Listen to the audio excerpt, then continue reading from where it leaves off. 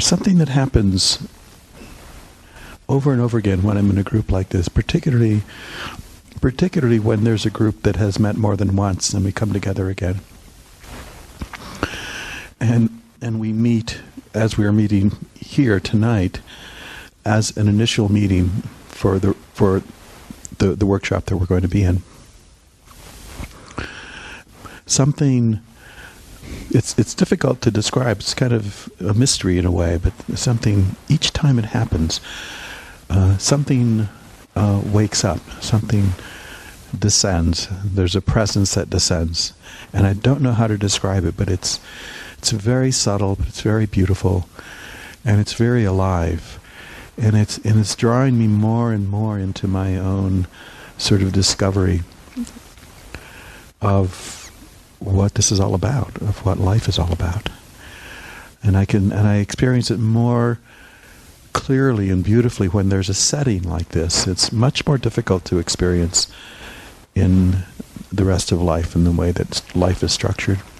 And so I find these sorts of meetings and gatherings very precious to me, because it experiences as it kind of reveals, as though the veils of life that keep something very essential hidden become more revealed. And for me, it's so utterly simple. There isn't a profound philosophical depth that is hard to understand. It's so simple, and information-wise it's not new, but the feeling of it for me is new because it's ever deepening. And the way I might describe it, if I can even try, is that nothing actually in life, nothing matters that seems to matter. Nothing matters. There are the messages that I get, that I've learned, I hear in the culture, and even some part of my own belief system that I think matters. None of that matters. It doesn't matter that I achieve certain goals. It doesn't matter that I am even successful. And even the day-to-day things, that I pay my bills on time, that I answer in emails, in a way, it matters on a certain level, but fundamentally it doesn't matter. And I'm really living into that more and more. And then finding that what really matters is the space of living when I'm with another human being or other human beings. What really matters is just this being together, being with another human being in a particular way. But it has to be it really matters to be with another person where we have shed or released our veils of holding each other apart from each other. The defendedness, the separation. Where we can actually learn, or it's not even a learning, we can actually be in that space, that sacred space together when we go through the passageway of vulnerability.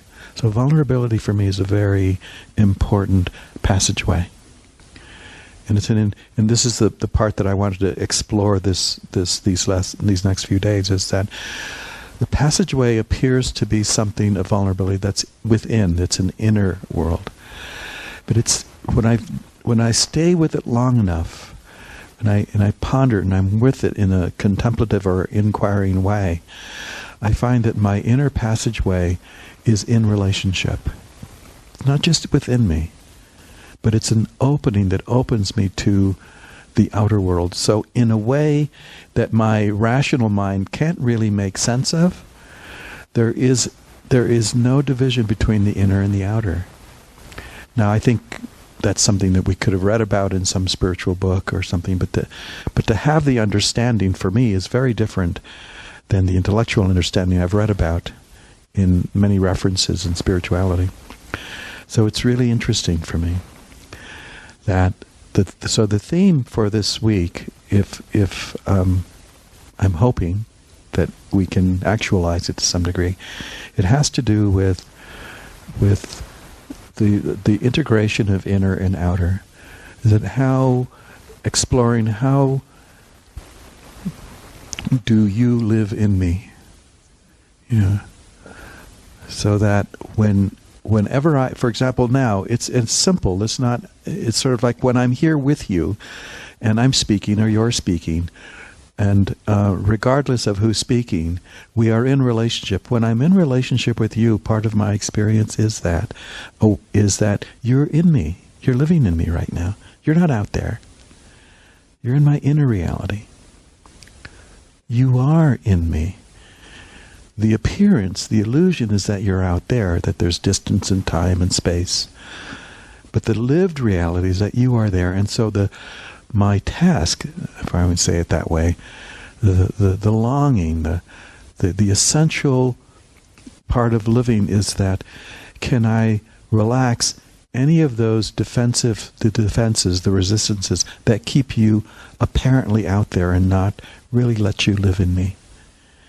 Can I relax my resistance? A good bit of my resistance takes the form of judgment, analysis, evaluation about how I or you have various levels of good, bad, right, wrong, appropriate, whatever those are. It doesn't matter actually.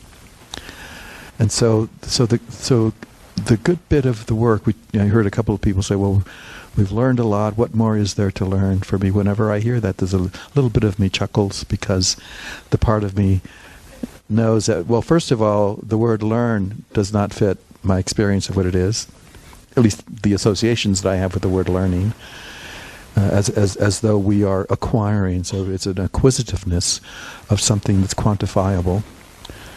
It absolutely is not acquisitive, nor is it quantifiable. But it's actually something that may be a completely different paradigm or construct other than what we're doing here is about learning.